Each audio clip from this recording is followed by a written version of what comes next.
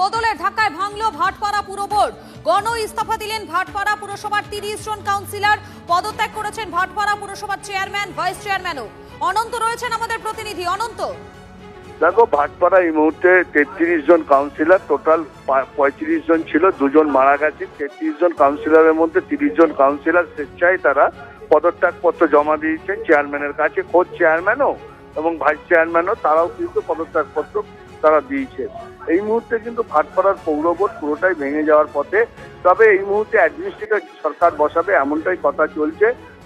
যারা বিধায়ক রয়েছেন, ডক্টর রাজেশ কুমার, পবন সিং, নোয়াপাড়ার বিধায়ক যেমন রয়েছেন অর্জুন সিং, বীজপুরের বিধায়ক যেমন রয়েছেন দীপ্ত দাস, বীজপুরেও 14 জন আজকে রেজিগনেশন জমা দিয়েছেন। এর আগে 16 জন জমা দিয়েছিল। হালিশহর পৌরসভার কাউন্সিলর গণ ইস্তফা দিয়েছিল এবং গারোলিয়া পৌরসভায়ও কিছু কাউন্সিলর তারা আজকে প্রায় 90%